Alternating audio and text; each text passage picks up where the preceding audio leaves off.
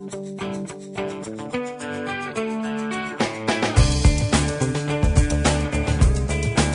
what's going on, guys? It's Chris, Inman News Chief Evangelist, and just wanted to talk to you guys for a minute. I know there's been several videos, dozens of videos and tweets, and just a lot of conversation about ROI. It seems to be a question that apparently gets asked a lot. I was asked about it. I kind of just gave a quick answer and just said, hey, it's a lot of work, so most will fail. You know, I tried to keep it really short, but I just wanted to kind of flip it and talk a little bit about, for me personally, you know, not saying that, hey, that, you know, if you'll do this, here's what happens. But for me personally, social media and the platforms have been everything. I mean, I look at it in two ways. They've been everything and they've been nothing. So I want to explain what I mean by that. Everything in the fact that I wouldn't be doing this video. I wouldn't have, you know, a really great C-level position at a really great company like Inman if it weren't for the platforms. Because it's one of those situations where, you know, in your basement or driving around, like I spent 2 years just driving all over the state of Florida, going into brick and mortar offices, helping hundreds of people, and over time, people wanted to learn more from me. And I used the platforms that were there to help my existing clients, to deepen relationships was a big part of this for me, to educate post-sale. You know, talking 2008 and 2009, where it wasn't really the best market for somebody that's looking to sell software for real estate agents. People were really afraid, pulling back, cutting back on their spending. So I just wanted to go above and beyond, and the way that ended up happening was, instead of having, you know, instead of giving the help and providing the webinar one-on-one or emailing somebody an answer, I just started doing what I was doing anyway, but doing it in public. And I think that really is where maybe the secret sauce would be. Before I ever had a blog, before I ever put a video into YouTube, you know, before I ever got any kind of, you know, accolades or whatever it may be, before any of those things happened, I was a hard worker. You know, I was decent with people. I enjoy people. I like watching people succeed. I like people telling me thank you. You know, I like attention. I mean, I have to be honest. So these are all things that are, I feel, DNA traits, as opposed to the platform brought it out of me. So I think that you just have to be very conscious of your specific skill sets, whether it's writing, whether it's the gift of gab, whether it's maybe doing some video, maybe it's putting the attention on others, maybe you're just really good at helping other people promote their things.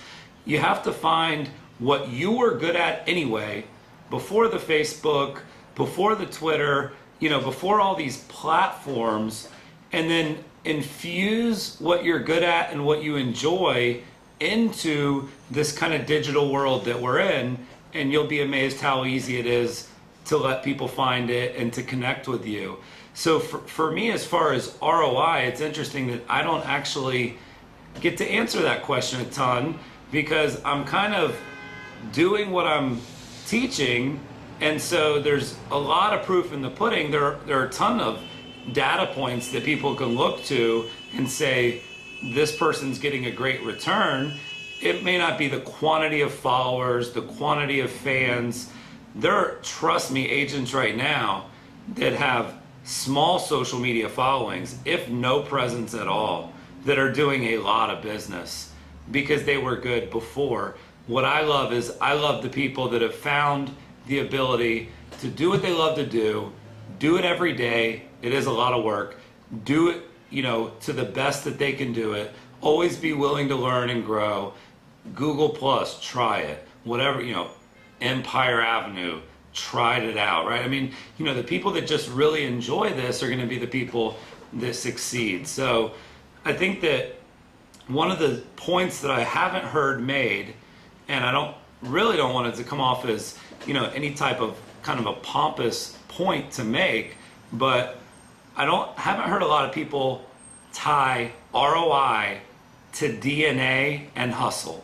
And Of course, that's something that a lot of people have heard a guy like a Gary Vaynerchuk say, but in these videos, I just don't feel like that anybody said, hey, before this happened, I was doing a lot of stuff, I was doing a lot of work, I was working my butt off, and I was doing really well. And when I moved what I was already doing well onto the web, and when I built these platforms out for my brand and my business, it did well, to the nth degree because of that. It all seems to be more focused on, did I sell a home, which I can understand that would be, the monetary ROI would be based on said efforts. Did I put money in the bank? I get that.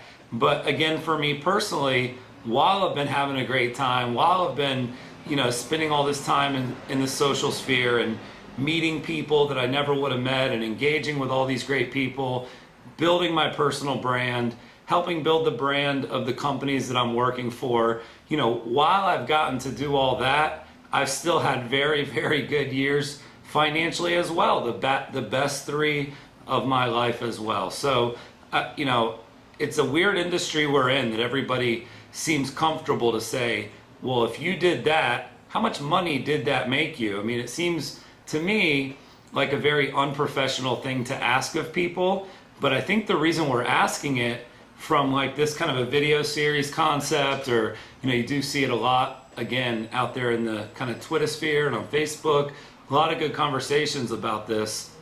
I think the reason that we're asking it is, if it is true, if it is working, and if you do have a very specific example of someone that you had reconnected with on one of these platforms, that you re-engaged with and that you did business with, we want to share those success stories because we want people to see that, yeah, you can track it. But I think the general consensus is that the things that I mentioned earlier about kind of who you really are and what you really like to do and how hard you're really willing to work, I really disconnect all of those traits from platform. And that's why it doesn't matter that it's a MySpace come and gone, Facebook coming, could it go away, Google Plus, Twitter, all these crazy platforms that we're hearing about.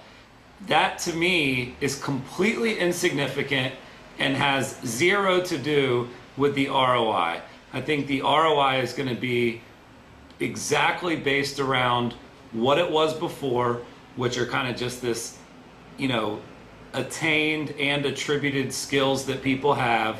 But the ones that I see that are winning, and I would put myself in that category, are the ones that not only have that skill set, they've also really taken the digital space serious, really embraced all these cool opportunities that we have, and they're doing a really good, job of amplifying what they did before. The fact that people can see that you're a hard worker, I don't think you can gauge that.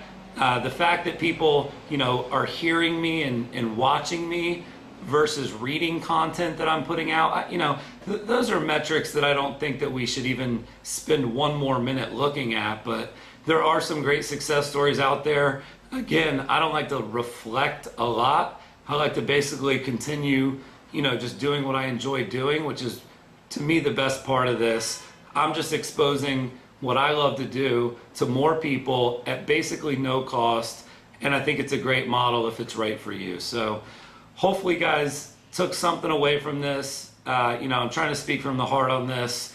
Don't like taking steps back a lot and telling my own successes, because I don't sell real estate, so it is a different type of mentality. But I'm doing all my marketing on the same internet that you're on, and I'm on the same platforms that you're on. So that's why I think that this kind of concept of whether or not this stuff is relevant, it actually has nothing to do with this vertical that we're in, which is real estate.